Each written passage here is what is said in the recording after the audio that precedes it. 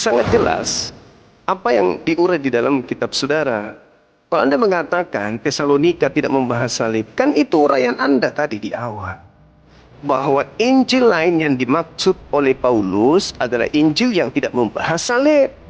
Jangan ketelan lagi tuh liurnya tuh. Anda sendiri yang mengatakan itu. Kalau Galatia kan itu untuk orang yang di Galatia. Sementara kalau Filemon, itu kan orang yang berbeda, jemaat yang berbeda. Filemon itu dituliskan kemudian oleh Paulus untuk orang-orang yang ada di Efesus. Sedangkan Tesalonika adalah orang-orang yang ada di Tesalonika, yang ada di Yunani. Itu yang Anda harus paham itu. Artinya bahwa ketika Anda mengatakan Injil lain adalah Injil yang tidak membahas tentang salib, iya, Injilnya Paulus dong, Tesalonika dengan Filemon. Matinya bagaimana? Digorok. Itu fakta, itu real.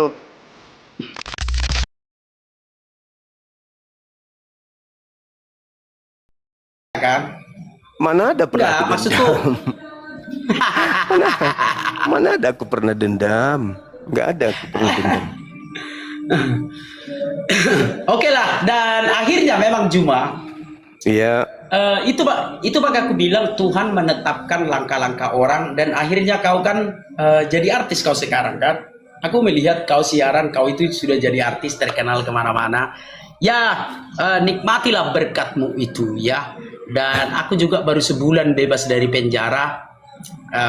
Mari kita saling menghormati saja gitu ya. Dan aku memang nggak mau lagi membahas agama Islam, aku nggak mau lagi ya. Karena aku melihat ketika diputar hakim di pengadilan barang bukti video debat, hanya aku aja yang dipenjara, kenapa tidak dipanggil lawan debatku? Jadi oleh karena itu nggak mau lagi aku. Oke, baik. Sekarang kita berdebat agama Kristen saja, kayak mana? janganlah. Kan membahas tentang pewahyuan. Harus dua arah, Al-Quran juga dengan Bible. Kasihan nanti kalau hanya membahas bahas Bible nanti. Kasihan Enggak, kamu. kalau membahas Al-Quran nggak mau aku bro, karena udah tahu aku. Karena buktinya waktu di pengadilan, video barang bukti yang diputar oleh jaksa dan hakim kan video debat. Jadi memang ya rezeki kalian lah itu, kalau kalian berdebat di Indonesia ini kan aman kan begitu. Jadi kalau membahas Al-Quran memang nggak mau aku membahas Al-Quran. Itu. Nggak, tunggu dulu. Aku minta kejelasan kebenaran itu. Apakah betul karena berdebat? Iya, video barang bukti. Gini bang, biar aku ceritakan sama abang nih. Ya, biar aku ceritakan sama abang. Boleh juga abang cek ke ke Polrestabes Medan, ke Pengadilan Negeri Deli Serdang, boleh juga, gitu ya. Malam itu aku berdebat dengan si Yusuf PI, gitu ya. Malam itu aku berdebat dengan si Yusuf PI. Dan digeruduk massa, lagi debat kayak kita inilah, anggaplah kita sedang berdebat ini, lalu digeruduk massa, lalu polisi datang, diamankan, dan besoknya tersangka. Dalam hatiku, apalah kesalahanku? Katanya kalau berdebat tidak masuk penjara, tapi ada mengatakan polisi itu kalau berdebat pun kalau menghujat masuk penjara juga katanya. Ya katakanlah itu benar kan begitu. Sekalipun di dalam berdebat kan tidak boleh menghujat kan dalam berdebat. Nah, lalu tibalah masa persidangan, ditunjukkanlah potongan-potongan video, ditunjukkanlah salah satunya lagi video debat lintas agama. Jadi ku tanya sama hakim, ku bilang langsung sama hakim waktu itu, yang mulia, di sepanjang yang saya ketahui di negara kita ini belum ada orang yang berdebat masuk penjara, aku bilang. Ya kalau berdebat ya makanya kita uji dulu katanya. Tapi pada akhirnya ya bersalah juga, dan lawan debatku itu nggak pernah dipanggil bang. Dan aku dihukum 2 tahun 8 bulan, denda 100 juta. Makanya bang, kalau untuk membahas Al-Quran kurasa ampunlah, nggak usah dulu lah. Kalau membahas iman Islam nggak usah. Kalau membahas Alkitab saja aku mau, tapi kalau agama Islam nggak mau aku. Itu. Ya oke. Nggak apa-apa. Ya kalau misalnya memang mau membahas Bible, berarti saya sesinya bertanya aja atau gimana ini?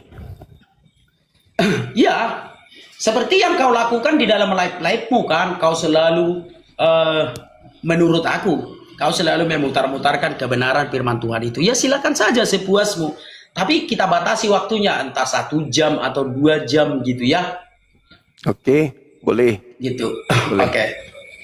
Oke, seperti itu aja. Jadi jangan ada sakit hati, jangan ada merasa ternista, terhujat, jangan ya. Jadi silakan kita berdebat atau berdialog, terserah mulai itu. Tapi yang kita bahas agama Kristen saja. Yang kita bahas adalah Alkitab saja itu. Oke. Cocok, Sip. Kak? Oke. Cocok. Kalau cocok kita mainkan gitu ya. Ya, oke. Baik. Oke. Oke. Baik, kita langsung PK saja ya. Oh, siap, Lapandan, perintah komandan. Kan situ Enggak, udah berdepan selulah. sama berteman sama aparat kan harus panggil komandan juga nya samamu. Ya, oke lah. Oke, ya. Oke, silakan. Saya bernarasi dulu bentar Opening. Ya, opening. Ingat Bang, kita tidak membahas agama Islam ya, jangan salah paham ya. Kita nggak bahas Ya. agama Islam, kita nggak bahas Al-Quran. Itu, silakan. Oke, bismillahirrahmanirrahim.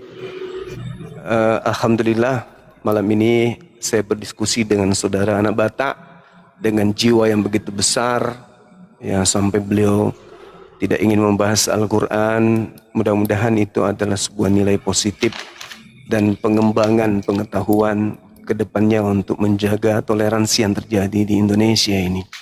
Kalaupun nanti saudara kita membahas Quran, bahasan Qurannya itu harus berlandaskan terhadap disiplin ilmu. Saya mulai di dalam Al-Quran dikatakan fawailul lilladzina yaktubuna al-kitaba biaidihim tsumma yaquluna hadza min indillah.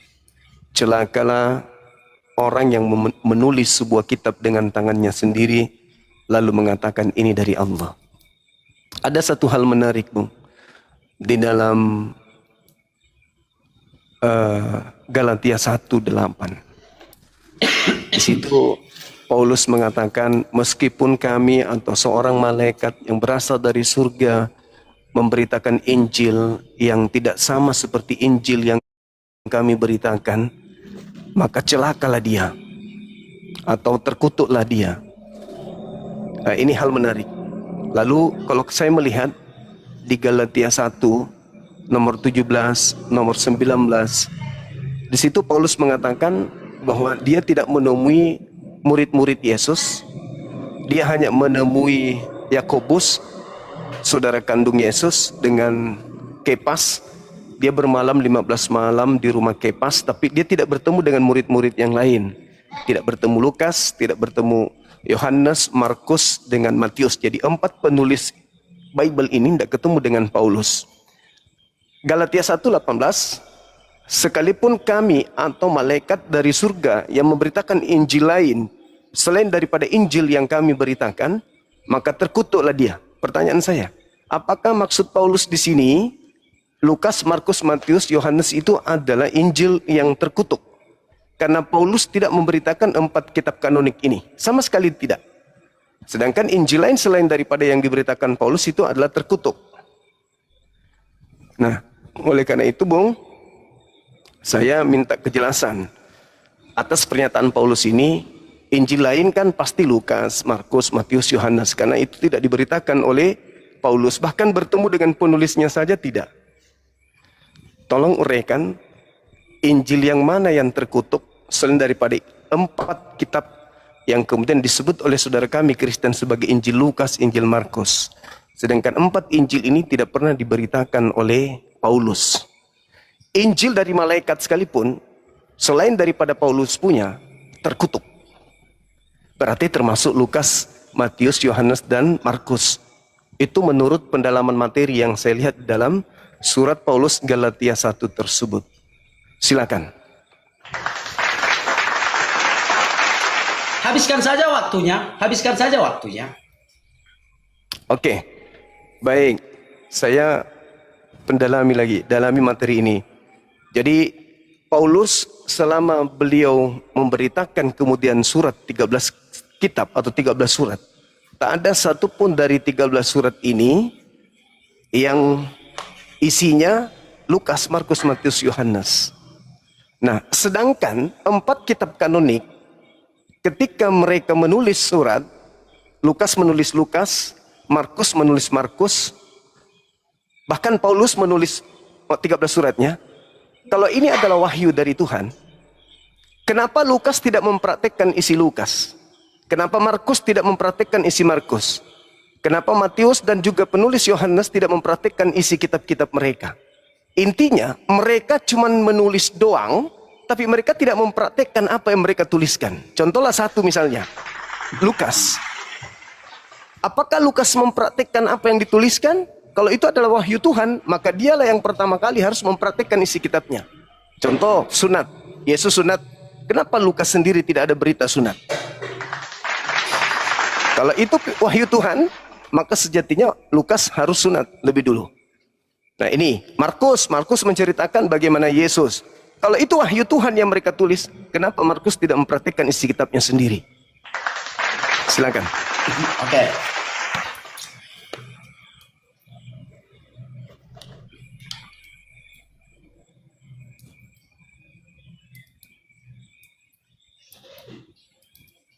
Oke, kita sekarang tanding ulang ya. Oke, baik. Horas, damai Kristus bersama kita. Salam kawan-kawan semua, salam aku ucapkan dari kota Medan. Saya anak Batak kembali hadir menemani kawan-kawan di sosial media ini untuk membicarakan tentang kitab suci. Baik kawan-kawan, aku sudah bebas dari penjara ya. Bahwa memang benar kehidupan yang paling menyakitkan itu ada di penjara. Nah, oleh karena itu aku tidak mau lagi membahas agama Islam kawan-kawannya dan tidak mau lagi memperdebatkan apapun itu. Dan aku hanya membahas Alkitab saja kawan-kawan. Baik, kenapa aku berdebat dengan si Juma ini? Karena aku menonton live-nya kawan-kawan, banyak sekali orang yang disesatkannya menurut aku. Gitu ya. Si Juma ini selalu membelok-belokkan tentang kebenaran firman Tuhan. Si Juma ini selalu mentafsirkan Alkitab sesuai dengan yang dia inginkan. Untuk itu aku terpanggil untuk menjawab. Tadinya aku tidak ingin berurusan dengan mereka. Aku menyerahkannya kepada teman-teman yang lain lah. Aku mendoakan kebaikan dari Tuhan Yesus agar Tuhan Yesus memberkati Edis TV dan segala macam, biar ada yang menjawab mereka ini pikirku. Tapi karena kulihat pun Edis TV sudah tidak pada pekerjaan pokoknya lagi, nah maka aku terpanggil saudara-saudaraku. Ya kenapa? Karena aku adalah prajurit Kristus. Apapun tidak kutakuti lagi saudara-saudaraku. Ya apapun tidak kuhiraukan lagi demi memberitakan firman Tuhan. Itu sebabnya aku terpanggil untuk menjawab saudara kita ini. Baik, langsung saja. Galatia 1 ayat 8 dan 9. Sebenarnya di dalam ayat itu tertulis begini. Tetapi sekalipun kami atau seorang malaikat dari surga memberitakan kepadamu Injil yang berbeda dari apa yang telah kamu terima, terkutuklah dia. Sebenarnya itu yang tertulis. Jadi bukan dikatakan Injil yang lain, tetapi Injil yang berbeda. Apa itu Injil yang berbeda? Injil yang mengatakan Yesus tidak disalib. Sebab seluruh Injil sepakat ada 4 Injil sinoptik. Injil Matius, Yesus disalib, itu ditulis oleh Injil Matius. Injil Markus, Yesus disalib. Injil Lukas, baca Injil Lukas, Yesus disalib. Injil Yohanes, Yesus disalib. Nah, mana Injil yang berbeda? Yaitu Injil yang mengatakan Yesus tidak disalib. Maka terkutuklah dia yang memberitakan Injil yang berbeda itu.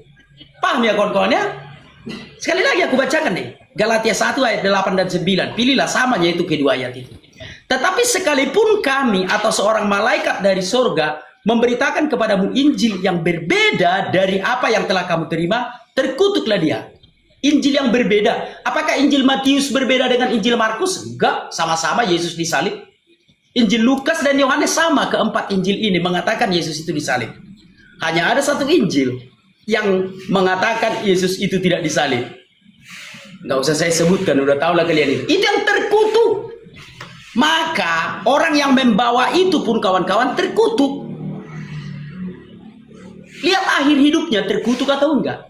Yang membawa Injil yang berbeda itu. Paham ya kawan-kawan ya? Itu tentang Galatia 1 ayat 8 dan 9. Nah, berikutnya bagaimana dengan Rasul Paulus? Kenapa Rasul Paulus tidak pernah berbicara tentang apa yang ditulis Matius? Kenapa Rasul Paulus tidak mengatakan apa yang ditulis oleh Markus, Lukas, dan Yohanes? Baca Lukas 1. Bahwa banyak orang yang telah menyusun suatu berita tentang kabar baik itu, tentang Injil itu. Jadi nggak mesti diuraikan satu persatu. Nah, yang kedua, bagaimana Matius, Markus, Lukas, Yohanes tidak disunat? Saudara-saudara, sunat menurut perintah kitab suci itu harus umur 8 hari. Itu yang tertulis di dalam kitab suci. Ya, harus umur 8 hari lah disunat. Jadi kalau sudah umur 9 hari itu tidak boleh disunat.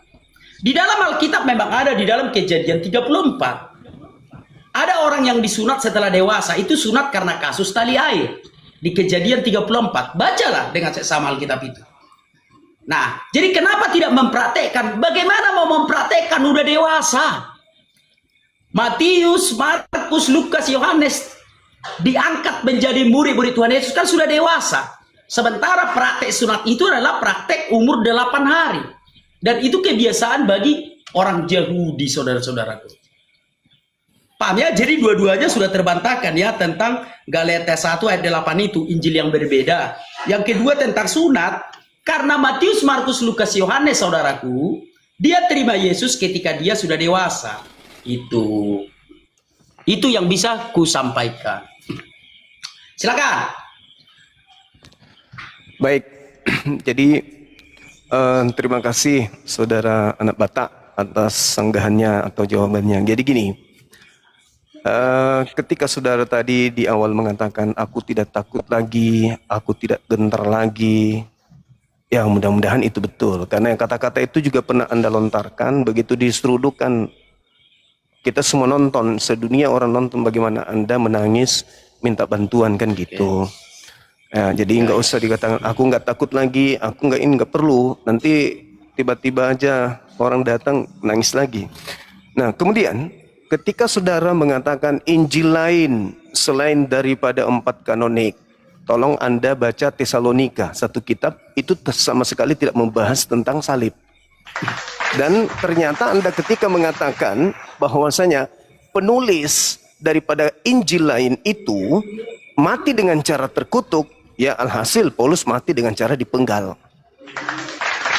Ketika Anda nuansa bahasanya Injil lain itu Al-Quran, mungkin Anda harus memperbaiki narasinya. Al-Quran itu bukan Injil. Paham ya? Satu-satunya kitab yang tertuduh ketika Anda menjelaskan itu Tesalonika.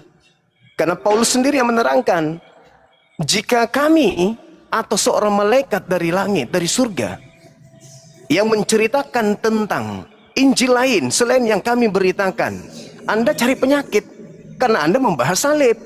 Sementara Tesalonika tidak membahas salib. Berarti penulisnya siapa? Paulus.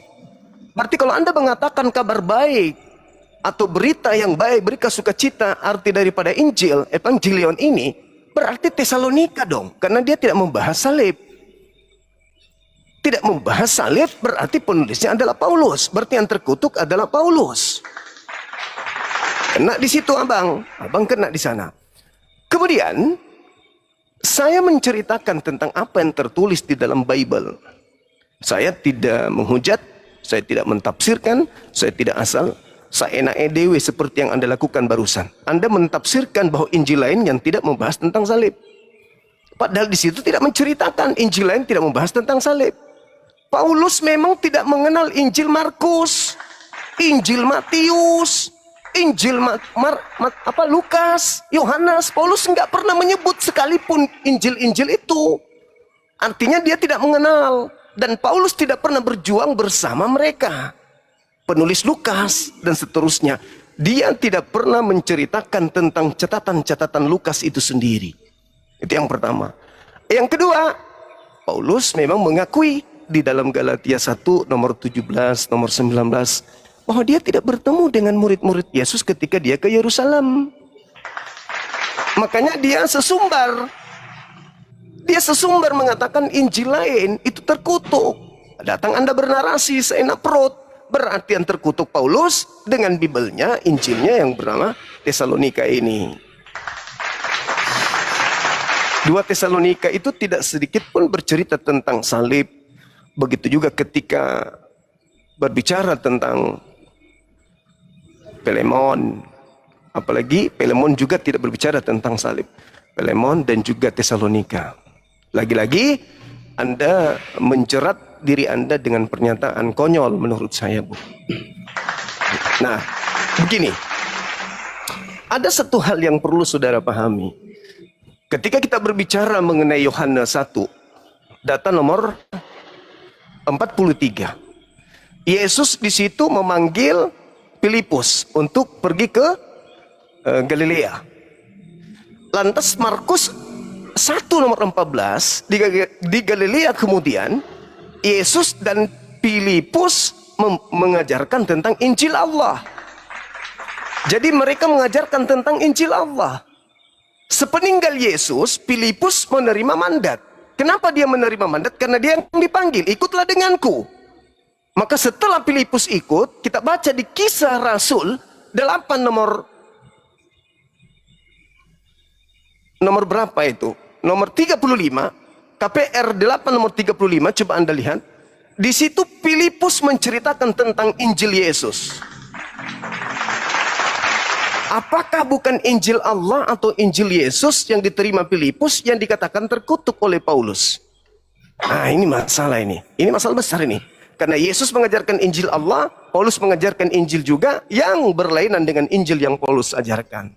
Semoga Anda paham. Silakan.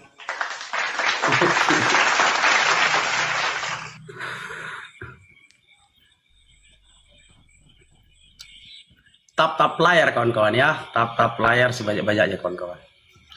Oke, silakan kita tanding ulang lagi. Oke, baik.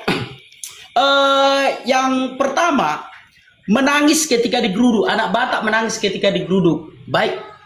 Masa yang datang ratusan orang, sementara di rumahku kami bertiga, aku, istriku, dan anakku yang masih kecil. Jadi jujur, aku memang sedih waktu itu, ketakutan dan menangis. Dari ratusan orang yang datang, katakanlah bisa kubal-bali 10 orang.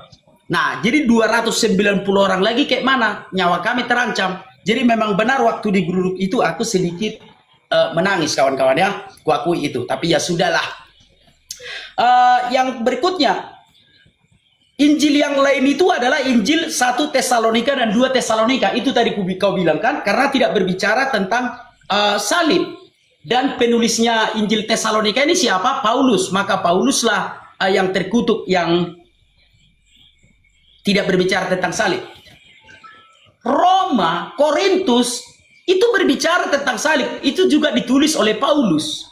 Kenapa kau ukur Paulus dengan surat Tesalonika, tidak dengan surat yang lain yang ditulis Paulus? Karena kau menemukan di dalam surat yang ditulis oleh Rasul Paulus, yaitu di Roma, Korintus, dan banyak lagi, itu menulis tentang salib. Jadi kau jangan mentafsirkan agama kami seenak udelmu Juma. Kau mengatakan Tesalonika itulah Injil yang lain. Jangan bikin. Jangan, bisukan dulu kau, bisukan dulu apamu, matikan dulu mikmu.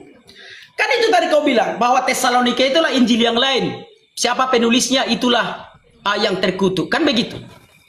Penulisnya Paulus. Tapi Paulus juga menuliskan di suratnya kepada Roma, Efesus, dan lain-lain berbicara tentang salib. Jadi kau standar ganda lah aku bilang. Standar ganda tidak bisa di tesismu itu tidak bisa. Matikan dulu mikmu bang, berisik kali.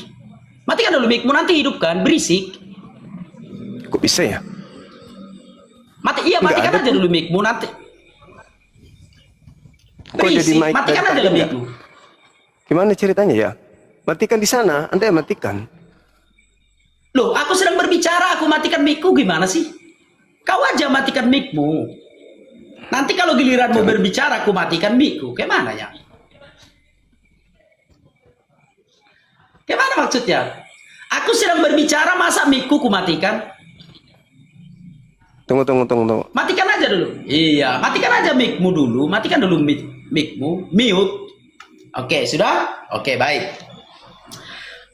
Itu tentang Tesalonika, bahwa tesismu itu gagal ya. Kau menuduh Paulus itu memberikan Injil yang lain karena ketika suratnya ke Tesalonika tidak membahas salib.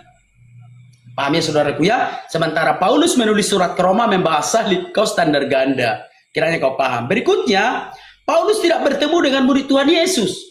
Memberitakan firman Tuhan itu enggak selalu bersama-sama, saudara-saudara. Enggak.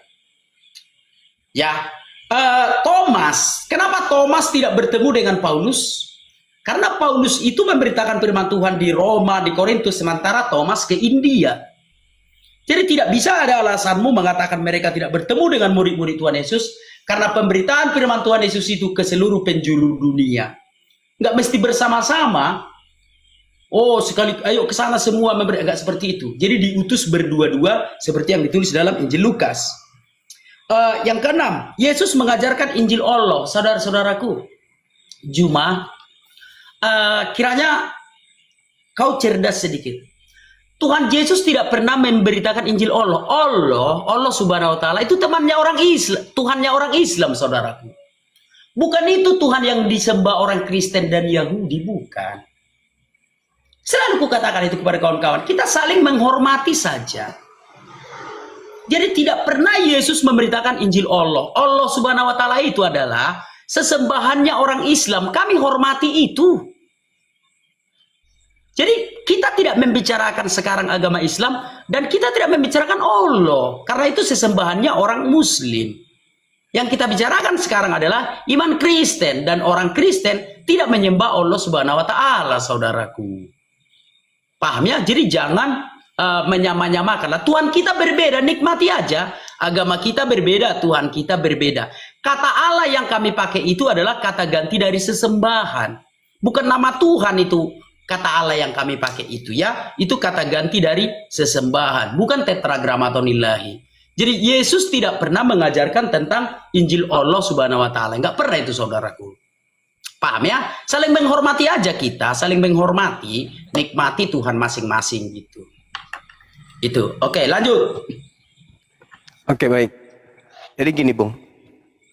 Ketika keberatan saya menyebutkan Injil Allah, maafkan saya, yang tertulis di Bible Anda begitu. Kata Injil itu juga kan dari Quran. Itu bukan dari Bible. Jadi harusnya Evangelios atau kalau ya, bikin waktunya. Kalau pingin kali kemudian menggunakan kata Injil, ya silakan aja menggunakan pakai Injil. Tetapi di situ kan tertulisnya ALLAH, mau tidak mau kembali kepada asal kata, yaitu dari Quran, Allah. Nah, kalau Anda ingin kembali ke rujukan bahasa aslinya kan Theos. Katakan saja Injil Dewa atau Injil Tuhan atau Injil apa gitu. Jangan sebut di situ Injil Allah, karena begitu tertulis di Bible. Jadi sangat jelas apa yang diurai di dalam kitab saudara.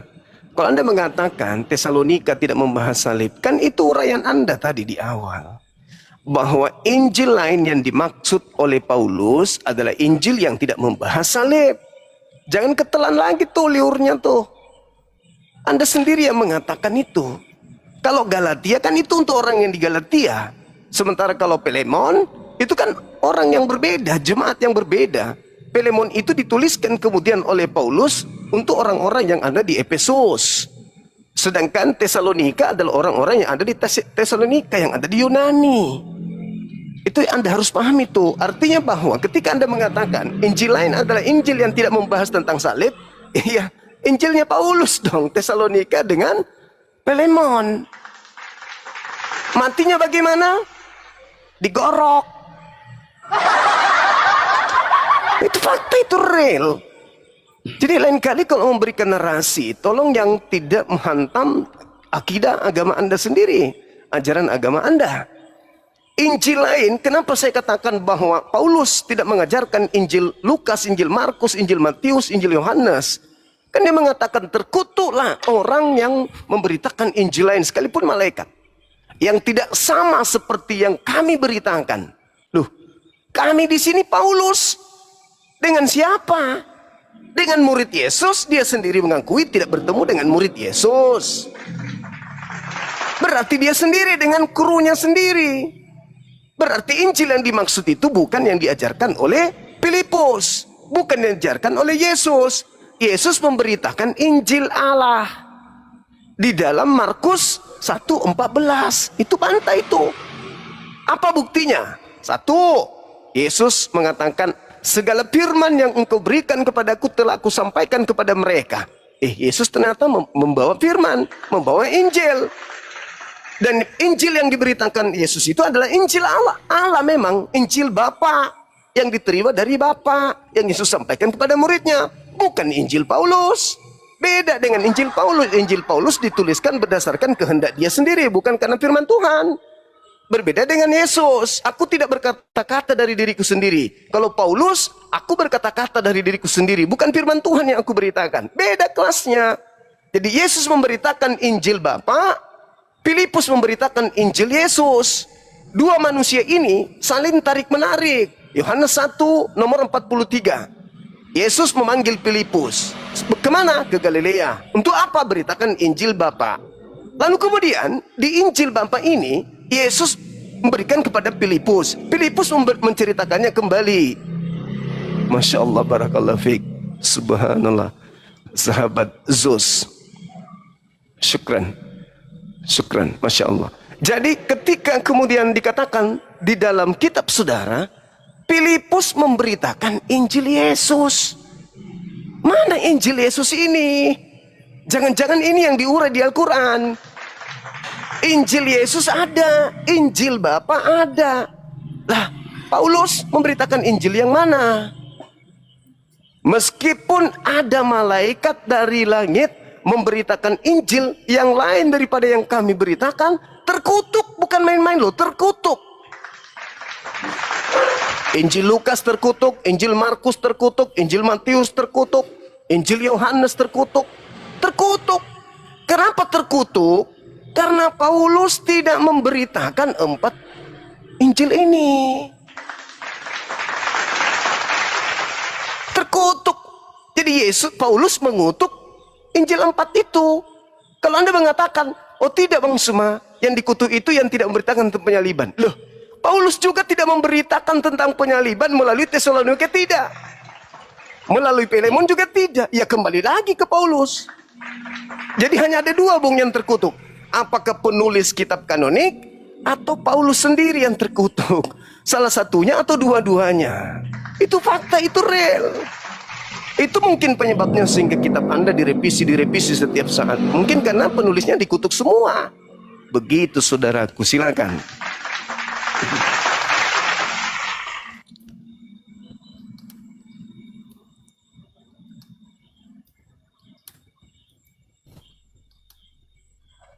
Oke, matikan aja mic-mu Juma. Kalau aku bicara kau matikan aja mic-mu karena agak berisik di situ. Oke, baik kawan-kawannya, kita lihat ke kamera. Makanya aku bilang, inilah orang yang selalu memutar-mutar. Tidak ada dikatakan Injil yang lain, kawan-kawannya. Galatia 1:8. Tetapi sekalipun kami atau seorang malaikat dari surga yang memberitakan kepada kamu suatu Injil yang berbeda dengan Injil yang telah kami beritakan kepadamu, terkutuklah dia. Jadi bukan Injil yang lain, saudara-saudaraku, Injil yang berbeda. Apakah berbeda antara Injil Matius dengan Injil Markus? Enggak, sama. Bagaimana dengan Injil Lukas? Apakah berbeda? Enggak. Sama, Yesus disalib, bangkit dari kematian. Injil Yohanes, enggak berbeda. Ya, sama. Injil yang lain yang mengatakan Yesus tidak disalib itulah Injil yang berbeda. Jadi bukan Injil yang lain dikatakan, Injil yang berbeda. Baik Injil 4 Injil sinoptik. Matius, Markus, Lukas, Yohanes, 4 penulis Injil ini. Apakah berbeda? Enggak, sama kok. Yesus lahir, disalibkan, bangkit dari antara orang mati, naik ke surga. Jadi Injil yang berbeda itulah yang terkutuk. Apapun itu kalianlah yang tahu itu. Ya kalau menurut aku Injil yang berbeda itu ya yang berbeda namanya juga sudah berbeda itu. Baik. Jangan sebut Injil Injil Allah. Sekali lagi saudaraku, sekali lagi sorry ya. Allah Subhanahu wa taala itu Tuhannya orang Islam, saudaraku. Kami orang Kristen enggak menyembah itu. Paham ya? Kita saling menghormati saja. Silakan kau menyembah Allah Subhanahu wa taala. Enggak ada kami larang itu. Kami hormati. Tapi kalau kau anggap kami orang Kristen menyembah Allah Subhanahu wa taala, ya sorry banget. Aku tidak menyembah Allah Subhanahu wa taala. Tuhan kita berbeda, agama kita berbeda. Saling menghormati saja kita. Itu ya. Jadi Injil Allah bukan Injil Allah Subhanahu wa taala, bukan, berbeda saudaraku. Saling menghormati aja kita. Baik. Matinya digorok. Ya, bahwa kematian para pemberita-pemberita Injil itu ya memang kita akan mengalami martir kawan-kawannya. Sama seperti aku. 2 kali dimasukkan ke penjara gara-gara memberitakan Injil itu. Nah, tetapi kawan-kawan, aku beri kalian kuliah gratis lah, nggak apa-apa ya, karena kalian sudah menonton aku. Kita bahas dulu kata Injil. Injil itu apa sih Injil itu? Jangan kawan-kawan berpikir Injil itu kitab, bukan. Injil itu berasal dari bahasa Yunani, Evangelion, yang artinya kabar baik. Bukan kitab itu.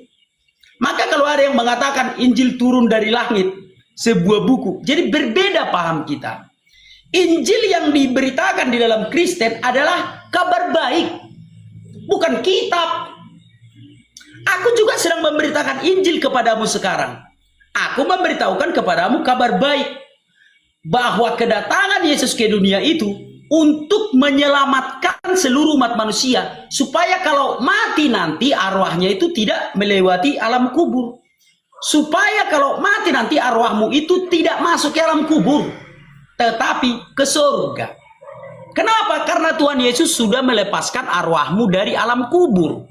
Matius 27 ayat 52 dan 53. Dan kuburan-kuburan terbuka, banyak orang kudus yang telah meninggal bangkit, dan sesudah kebangkitan Yesus, mereka pun keluar dari kubur, lalu masuk ke kota kudus. Matius 16 ayat 18. Aku akan mendirikan jemaatku, ini kata Yesus. Aku akan mendirikan jemaatku, alam maut tidak akan menguasainya. Itulah kabar baik, itulah Injil.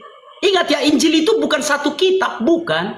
Tapi Injil itu adalah kabar baik. Jadi kabar baik itu supaya kalau kau mati, kau tidak mengalami siksa kubur. Supaya kalau kau mati tidak melewati alam kubur, ikut Yesus.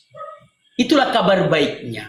Kalau untuk kehidupan di dunia ini, iblis pun bisa memberkatimu, bisa. Tapi satu-satunya yang tidak bisa dilakukan oleh siapapun adalah membebaskan arwahmu dari alam kubur itu.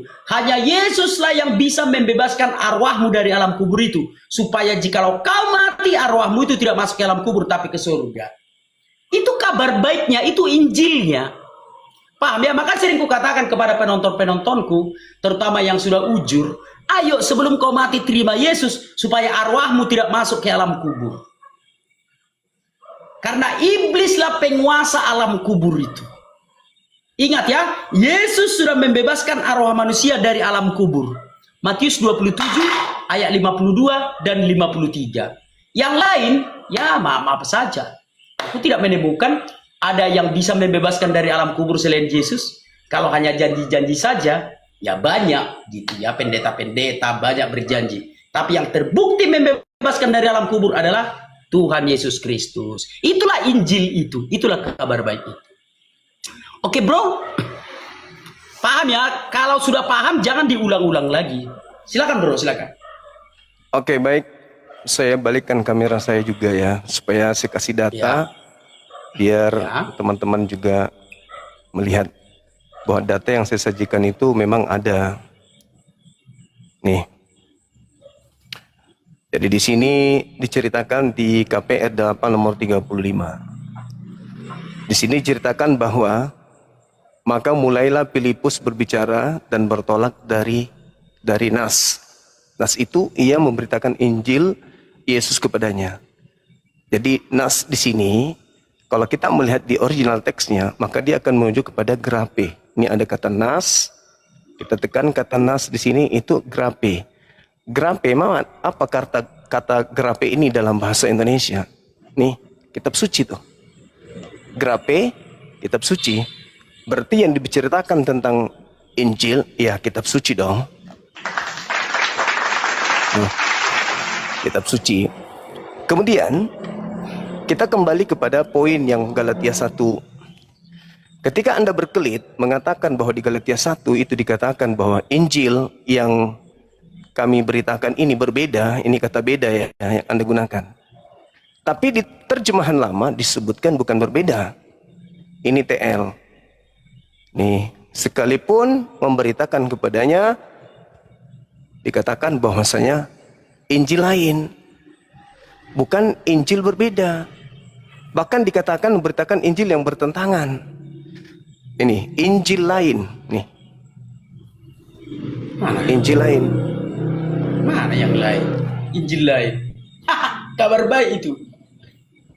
Ini Injil lain. Tadi Injil berbeda, di terjemahan lama Injil lain.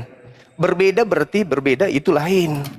Tidak sama berarti artinya. Jadi Anda cuma memainkan kata yang cocok untuk sekolah minggu, tidak cocok dengan saya gitu. Jadi saudara anak Batak, yang kita bahas di sini adalah apakah Paulus mengajarkan Lukas, buku Lukas? Apakah Paulus mengajarkan buku Matius? Gitu. Kalau tidak, berarti terkutuklah dari penulis 4 kitab tersebut. Anda kalau lari kepada terjemahan Evangelion, kenapa enggak dari awal?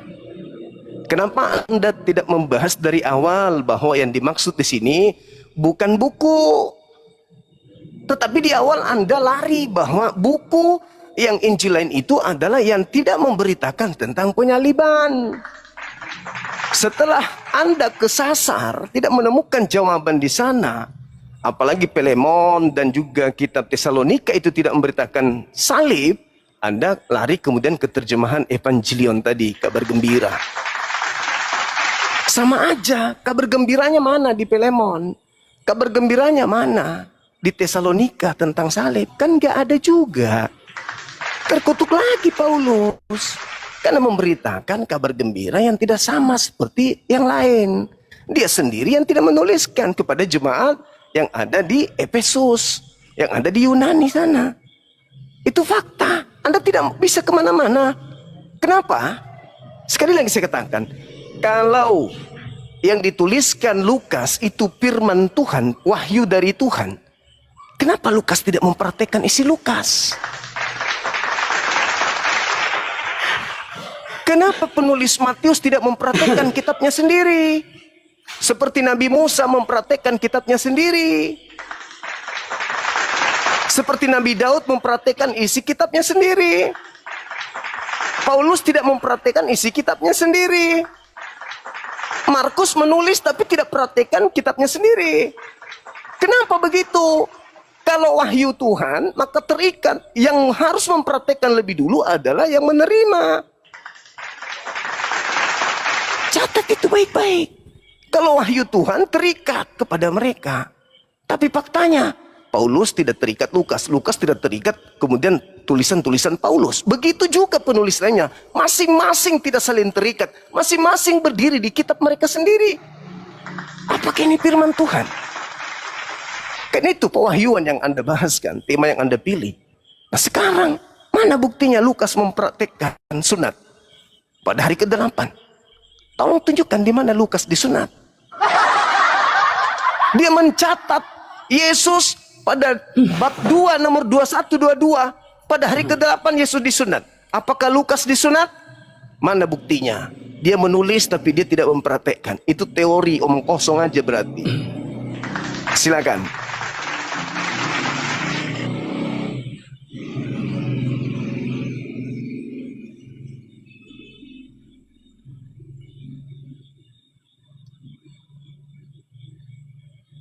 Oke, ya baik.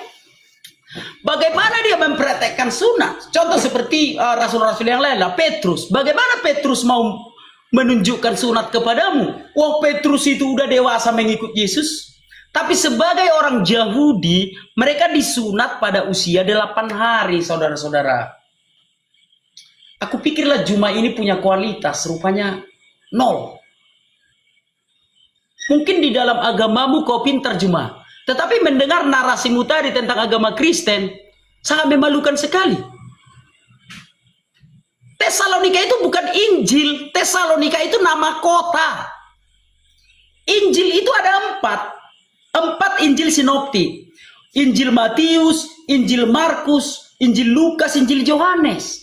Injil itu bukan kitab. Injil itu secara etimologi, Injil ini berasal dari bahasa Yunani Evangelion, yang artinya kabar baik. Aku sekarang sedang memberitakan kabar baik kepadamu. Aku sedang memberitakan Injil. Injil itu bukan satu kitab, saudaraku. Tapi memang mungkin dia dalam ajaran agamamu atau di dalam apa yang kau ketahui, Injil itu satu kitab. Makanya jangan laga, jangan ukur sudut pandang iman Kristen dengan sudut pandang agamamu. Ya di situ dia kesalahannya. Kalau di agamamu Injil itu satu kitab, ya sudah kita hormati. Tapi di dalam agama Kristen, Injil itu bukan satu kitab. Injil itu berasal dari bahasa Yunani yang artinya evangelium atau kabar baik, gitu loh. Kabar baik tentang keselamatan yang dibawa Tuhan Yesus, yaitu ketika membebaskan arwah manusia dari alam kubur. Tapi ya sudahlah, bosan penonton. Oke, berikutnya, kenapa enggak kau katakan theos? Kenapa kau menggunakan kata Allah dan segala macam? Gini saudaraku, Tuhan kami mengerti seluruh bahasa. Sekalipun kami memuji Tuhan dengan menggunakan bahasa Batak, Tuhan kami mengerti karena Tuhan kami itu Tuhan universal yang mengerti seluruh bahasa. Jadi kami menggunakan kata Injil itu, katakanlah itu dari bahasa Arab. Sekalipun kami beribadah kepada Tuhan menggunakan bahasa Arab, Tuhan kami mengerti. Karena Tuhan kami bukan Tuhan lokal. Tuhan kami adalah Tuhan semesta alam yang mengerti segala bahasa, saudaraku. Jadi kata-kata yang kami pakai itu, ya bisa dipahami Tuhan kami itu. Baru berikutnya, mempraktekkan Injil. Mempraktekkan bagaimana? Di dalam Injil dikatakan baptis. Bahkan murid-murid Tuhan Yesus, Matius 28 ayat 19. Jadikan seluruh bangsa muridku, baptislah mereka atas nama Bapa dan Putra dan Roh Kudus. Itu kan Yesus yang ngomong, saudara. Dan seluruh murid-murid Tuhan Yesus melakukan itu, termasuk Matius, Markus, Lukas, Yohanes. Kan banyak membaptis. Yohanes memberitakan firman Tuhan ke Efesus, membaptis di sana banyak orang. Satu-satunya adalah yang terkenal itu Santo Polikarpus yang menjadi uskup Smyrna. Santo Polikarpus membaptis, yang menjadi penerusnya secara hierarki Santo Irenaeus. Santo Irenaeus membaptis, memberitakan firman Tuhan. Penerusnya secara hierarki itu Hippolytus. Jadi memang para murid Tuhan Yesus secara hierarki sampai gereja Katolik sekarang itu semua membaptis, artinya melaksanakan apa yang dituliskan dalam Injil, kawan-kawan. Kan itu yang tertulis dalam Injil. Baptislah mereka. Siapa yang percaya, ini ya, ku tunjukkan dulu ya kawan-kawan ya, siapa yang percaya dan dibaptis akan diselamatkan. Maaf saudaraku ya, ini perintah Tuhan Yesus ya. Jangan nanti kalian bilang enggak ya. Ini Yesus yang ngomong saudaraku ya. Siapa yang percaya dan dibaptis akan diselamatkan, tetapi siapa yang tidak percaya akan dihukum. Enggak ada tertulis di sini kata Yesus. Siapa yang percaya dan disunat akan diselamatkan. Tapi payah ya, ini di Konoha ya. Yang tertulis di situ, siapa yang percaya dan dibaptis, itu kata Tuhan Yesus. Siapa yang percaya dan dibaptis akan diselamatkan. Makanya aku dibaptis. Paham ya? Jadi seluruh orang Kristen melakukan apa yang tertulis dalam keempat Injil sinoptik itu, gitu saudaraku. Kalau kau mengaku pengikut Yesus, ingat ya, kalau kau mengaku pengikut Yesus, kau harus baptis, bukan sunat. Karena Yesus memerintahkan siapa yang percaya dan dibaptis akan diselamatkan. Kalau kau mengaku pengikut Yesus, kan begitu. Tapi kalau kau bukan pengikut Yesus, pengikut Tuhan yang lain, ya silahkan saja, saling menghormati aja, toleransi aja. Tapi kalau kau mengaku pengikut Yesus, harus dibaptis, bukan disunat, gitu loh saudaraku. Jadi mari kita toleransi, saling menghormati agama kita masing-masing itu. Oke. Ada beberapa hal yang menarik yang semestinya Anda konsen terhadap pembuktian kalau kitab Anda itu wahyu dari pencipta langit dan bumi. Tapi Anda malah berkutik di hal-hal yang tidak penting. Nah sekarang saya ingin bukti setelah Anda bernarasi banyak hal yang ganjil di sini. Yang pertama Anda mengatakan bahwa Lukas disunat. Dalilnya mana? Anda ingin mengatakan dia orang Yahudi? Bukan. Lukas itu bukan orang Yahudi. Dia orang Yunani. Dia non Yahudi. Dia lahir di Antioquia. Ya. Nah, sekarang ketika dia dewasa menulis surat tentang Yesus dan itu adalah wahyu dari Tuhan, kenapa Lukas tidak mempraktekkan? Oh, karena dia sudah dewasa. Bukankah Abraham juga sudah tua? Baru sunat. Kenapa dia nggak mempraktekkan? Kenapa dia cuma berteori kalau itu firman Tuhan? Firman Tuhan sendiri kok dia langgar. Terus tunjukkan di mana Lukas pernah dibaptis. Saya minta dalil. Lukas dibaptis itu di mana tertulis? 1, dia tidak sunat. 2, dia tidak dibaptis. Tuh. Yesus ke sinagoge ibadahnya, Mikdas. Dia membaca Torah. Di mana Lukas ke Mikdas? Di mana hari Sabat menjadi hari ibadahnya daripada Lukas? Di mana pernah dia membaca Torah Lukas ini? Tidak ada. Terus Anda tadi mengatakan Injil itu ada 4 kawan. Injil itu ada 4 kawan. Tesalonika bukan Injil. Filemon bukan Injil kawan. Cuma 4 kitab. Loh, begitu Anda sudah mengucapkan bahwa cuma 4 kitab yang disebut Injil, Tesalonika bukan Injil, cuma 4 kitab. Sekarang Anda mengatakan kitab itu bukan, Injil itu bukan kitab. Apa nggak pengaruh minuman abangku ini, saudaraku ini? Kemana? Kemana maksudnya? Anda mengatakan bahwa Tesalonika itu bukan Injil. Injil itu cuma 4. Lukas, Markus, Matius, Yohanes. Habis itu Anda mengatakan Injil itu bukan kitab, tapi kabar gembira. Bagaimana ceritanya Anda berbicara tapi kemudian Anda ingkari sendiri? Kemudian saya minta datanya. Ya, di mana Yesus bisa segala bahasa? Tuhan Anda kasih dalil. Anda tadi mengatakan Tuhan kami bisa semua bahasa. Ya, coba buktikan dalilnya di mana Yesus bisa semua bahasa. Di mana Yesus itu Maha Tahu. Di mana Yesus di mana kemudian Lukas dibaptis. Buktikan itu semua. Kalau apa yang ditulis Lukas, apa yang ditulis Markus itu adalah firman dari Tuhan. Buktikan kalau dia mempraktekkan enggak. Lukas praktekkan tulisannya? Tidak. Lalu kemudian Anda mengatakan Yesus itu mengajarkan tentang percaya dan baptis. Kacau. Yesus mengatakan kalau mau selamat, lakukan segala perintah yang ada di Taurat meskipun yang paling terkecil. Matius 5 nomor 19. Barang siapa yang meniadakan meskipun yang paling terkecil, tempatnya neraka. Lagian Yesus membaptis, dia tidak mengatakan 3 Tuhan. Dan Yesus tidak pernah membaptis 1 manusia pun. Yesus tidak pernah membaptis 1 manusia pun. Tunjukkan dalilnya di mana Yesus pernah baptis orang. Nggak ada. Nggak ada Yesus pernah membaptis orang. Jadi, saudara, saya katakan kepada saudara, kalau memang kitab Anda itu firman Tuhan, Injil mana yang dimaksud oleh Paulus yang berbeda dengan Injilnya? Lukas, Markus, Matius, apakah Paulus pernah mengajarkan Injil itu? Tidak pernah.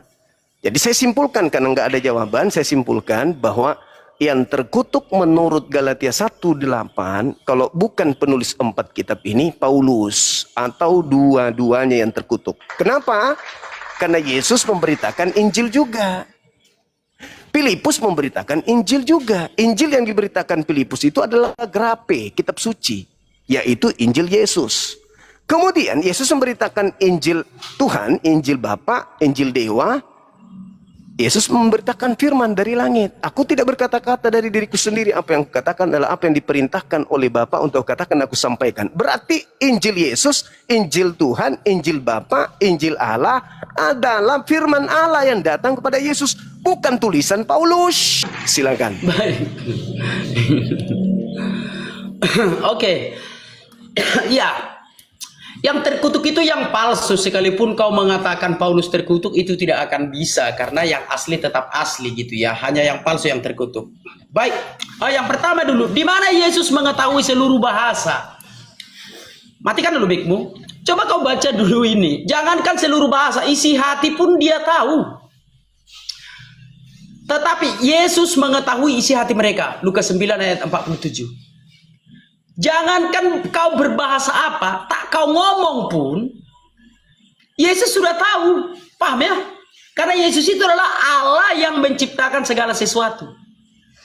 Jangankan bahasa, makanya Tuhan Yesus berkata dalam Matius 28 ayat 19, jadikan seluruh bangsa muridku. Kok bahasa kau bilang? Jangankan bahasa, Yesus tahu isi hati mereka. Lukas 9 ayat 40 Itu tadi. Berikutnya sebentar ya, banyak kali pertanyaanmu, tapi oke lah, karena masih bisa satu arah aku ya. Tunggu ada waktunya, aku bisa membahas keyakinanmu. Tunggu, ada nanti waktunya itu. Jadi udah aku jawab ya, Yesus bisa semua bahasa. Jangankan bisa semua bahasa, Yesus tahu isi hatimu. Yang kedua, Injil bukan kitab. Capek lah menerangkan bolak-balik. Secara etimologi, Injil itu berasal dari bahasa Yunani, yaitu Euangelion, yang artinya kabar baik. Jadi Injil Yohanes artinya kabar baik yang ditulis oleh Yohanes. Injil Matius artinya kabar baik yang ditulis oleh Matius. Jadi ada 4 Injil sinoptik, yaitu Injil Matius, Markus, Lukas, Yohanes, saudaraku. Yaitu iman kami Jumat. Apalagi mau ku bilang sama kau? Aku sudah berusaha dengan sabar mengajari Alkitab itu kepadamu. Nah, berikutnya. Tesalonika itu surat-surat Paulus, bukan Injil itu. Makanya ketawa-ketawa tadi orang Kristen kan. Di kolom komentar. Surat Paulus ke Roma. Bukan itu keempat Injil sinoptik. Keempat Injil sinoptik itu adalah Matius, Markus, Lukas, Yohanes itu. Tapi udahlah bolak-balik nggak enak ya. Yang ketiga, 3 tambah 9 berarti udah 12 pertanyaan. Oke, nih lihat ke layar dulu. Nah. Anak yang berumur 8 hari haruslah disunat. Yakni setiap laki-laki di antara kamu turun-temurun, baik yang lahir di rumahmu maupun yang dibeli dengan uang atau salah seorang asing, tetapi tidak termasuk keturunanmu. Nah, jadi sunat itu kawan-kawan harus berumur 8 hari. Tapi ya sudahlah, ini sunat di dalam Alkitab ya. Kalau kalian ada yang disunat sesudah dewasa, ya itu urusan agama kalian. Kita saling menghormati aja. Tapi sunat menurut kitab suci, saudaraku, harus umur 8 hari. Memang di dalam Alkitab ada disunat yang sudah dewasa. Itu sunat karena kasus tali air. Bacalah Kejadian 34 itu. Ya, sunat yang sudah dewasa itu sunat karena kasus tali air. Makanya nggak jauh-jauh dari selangkangan. Paham ya? Kejadian 34. Bacalah. Waktu Dina diperkaos atau diruda paksa oleh Sikem, anaknya Hemor. Jelas di Alkitab semua itu tertulis.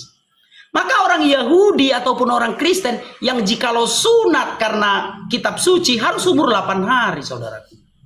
Itu tentang sunat. Tapi ya sudahlah.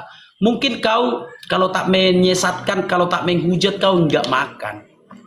Aku sudah menjelaskan kepadamu yang tertulis di dalam Alkitab tentang sunat itu. Baik, yang berikutnya yang terkutuk. Ciri-ciri yang terkutuk itu kan dituliskan di dalam Alkitab, saudaraku. Paham ya? Tapi nanti kalau kita bongkar ini, gimana ceritanya? Yang terkutuk itu kan yang palsu. Galatia 1 ayat 8 dan 9. Tetapi sekalipun kami atau seorang malaikat dari sorga, malaikat dari sorga. Malaikat dari sorga itu malaikat berdosa yang memberitakan Injil yang berbeda. Di mana tempatnya? 2 Petrus 2 ayat 4. Sebab jikalau Allah tidak menyayangkan malaikat-malaikat yang berbuat dosa, lalu melemparkannya ke dalam neraka, dengan demikian menyerahkannya ke dalam goa-goa yang gelap untuk menyimpan mereka sampai hari penghakiman. Jadi malaikat yang terkutuk di situ bukan manusia, yaitu malaikat yang di dalam goa itu. Bukan manusia di situ yang terkutuk, bukan nabi itu. Tapi malaikat yang berdosa yang disimpan di dalam goa itu. Itulah yang terkutuk itu. Kalau kau menyelidiki kitab-kitab suci. Kan itu tertulis. Sekalipun kami atau seorang malaikat dari sorga memberitakan kepada Injil yang berbeda itu. Itulah yang terkutuk. Dan ciri-cirinya ada di Alkitab. Kalau mau kita bahas, kita bahas. Kalau enggak apa-apa. Oke gitu ya. Gini aja, Bang Juma. Ya sebentar dulu Bang Juma, gini. Kalau kira-kira mutar hanya bolak-balik di situnya pertanyaan abang, biar kita akhiri aja. Tapi kalau ada pertanyaan yang lain kita lanjut. Tapi kalau bolak-balik mentok-mentok di situ Bang Juma, bosan penonton. Yang mana menurut abang? Iya, jadi gini, Anda tidak memberikan jawaban, hanya asumsi, mutar-mutar dan seterusnya gitu. Gini, terkait dengan Injil lain, gitu. Anda mutar-mutar. Ya kan gitu faktanya dari tadi berapa putaran cuma muter-muter beneran. Muter-muter sana Gini sini bang, nuduh gini, yang lain. dengar dulu bang. Apa Dengar dulu. jawabannya? 10 kali pun kau jawab, tetap itu jawabanku. 10 kali pun Iya, berarti- kau tanya, tetap Berarti itu nggak ada jawabanku. Jadi, jawaban. bukan tidak ada jawaban, kau tidak menerima jawaban. Jadi Loh, kalau sekarang tidak begini, ada Bung. lagi, Oke, udah. oke. Kira-kira ku tanya kau, Dengarkan sekarang ku tanya saya. kau, sebentar, bertanya kau. Dengarkan dulu. Masih ada pertanyaan? Udah. Apalagi? Kan kata pas pewahyuan. Ya kabur dia teman-teman.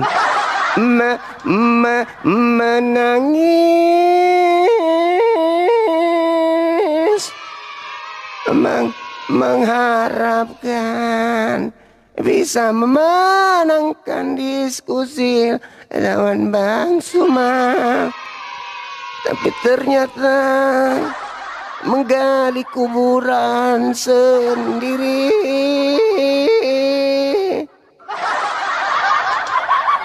Wow. Pernyataan terakhirnya 2 Petrus 2 nomor 4. Pagi-pagi dia masuk ke gua, tapi dia tidak menemukan mayat Tuhannya. Yang ditemukan hanya 2 malaikat di dalam gua. Malaikat itu berkata kepada Maria, "Siapa yang kau cari, Ibu?" Maria bertanya, "Tidakkah kau melihat mayat Tuhan kami di sini?" Di dalam gua ada 2 malaikat.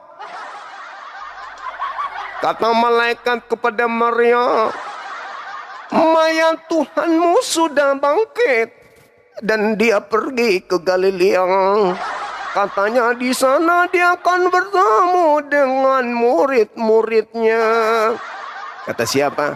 Malaikat. Di mana? Di dalam goa kuburan tempat Tuhannya anak bata disimpan. Berarti yang bertemu dengan Maria menurut Efesus 2 nomor 2. 2 Petrus 2 berarti yang bertemu dengan malaikat adalah menurut anak Batak adalah malaikat yang adalah iblis.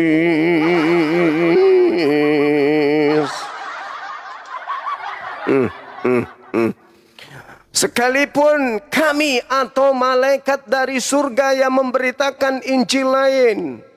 Oh, bukan Injil lain, Bang. Injil yang berbeda. Berbeda dengan lain itu ternyata beda dan lain. Jangan nantang-nantang kalau ilmumu masih minim. Aku belum bertanya, baru 2 pertanyaan tak terjawab. Kenapa Lukas tidak memperhatikan isi Lukas? Kenapa Lukas tidak dibaptis? Dan satu kebohonganmu barusan. Kau berbohong. Kau bilang Lukas 9 nomor 40 bercerita tentang Yesus mengetahui seluruh isi hati muridnya. Bohong kamu, dompret. Tak ada bunyinya Lukas 9 begitu. Kamu mulai jadi penipu lagi. Tadi kau bilang tidak akan aku bahas tentang agamamu. Tapi ujungnya tadi kau mengata tunggu waktunya aku akan bahas lagi agamamu. Dasar pemakan babi. Lain di mulut, lain di hati. Lain di teori, lain di praktek. Saya bertanya tentang Injil Allah yang dibahas Yesus. Juga bertanya tentang Injil Yesus yang dibahas Filipus. Tapi keok tidak kesentuh ke sana. Padahal saya ingin bertanya, Injil Allah yang diberitakan Yesus, apakah Injil Lukas, Markus, Matius, Galatia, dan seterusnya? Kalau tidak berarti lain dengan Injil yang Paulus beritakan. Mana yang terkutuk? Injil Yesus apa Injil Paulus, semuanya hancur berantakan. Oke teman-teman sekalian, saya kalau jadi orang yang seakidah, seagama dengan anak Batak tadi, malu aku, malu membahas tentang pewahyuan Galatia 1:18 mencret. Aku belum apa-apa, aku tadi pingin dia bahas Islam juga biar aku melakukan penekanan. Aku nggak bisa melakukan penekanan, dia cerdik. Tadinya dua arah. Kalau cuman satu arah, aku cekek lehernya, dia mati tidak hormat. Karena nggak membahas Quran.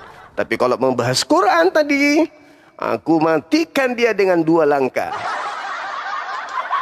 Di dalam Islam, dilarang membunuh lawan yang tak berdaya. Tak boleh. Kita membunuh lawan ketika mereka melawan. Ini nggak ada perlawanan, cuman pasrah doang.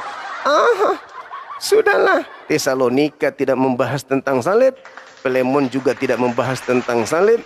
Dan kitab yang tidak membahas tentang salib katanya Injil pelusu. Injil pelusu dan penulisnya terkutuk. Pelusu dong, matinya terkutuk dong, disembelih. Lalu dia mengatakan, aku nggak mau bahas agama lu, kata dia. Ujung-ujungnya aku akan membahas agama lu. Udah kepepet, udahlah Bang Suma, kalau nggak ada lagi, belum selesai kun jawab langsung keluar. Aku belum menjawab langsung menghilang di peredaran. Tonton itu guru kalian, tonton tuh, sudah bawa nama suku lagi. Aduh, malu-maluin. Masya Allah, malu aku. Malu. Aku sebagai keluarga Batak, malu punya wakil pendebat pakai nama Batak, ilmu nihil. Cuman modal semangat doang dengan kalung yang besar. Ilmu nggak ada. Aduh. Ini yang nantang kayak gini kelasnya. Malukan. Kelas jangkrik. Kelas jangkrik teman-teman. Susah dia mau menghadapi kita, susah. Ilmu nihil, tak ada ilmu.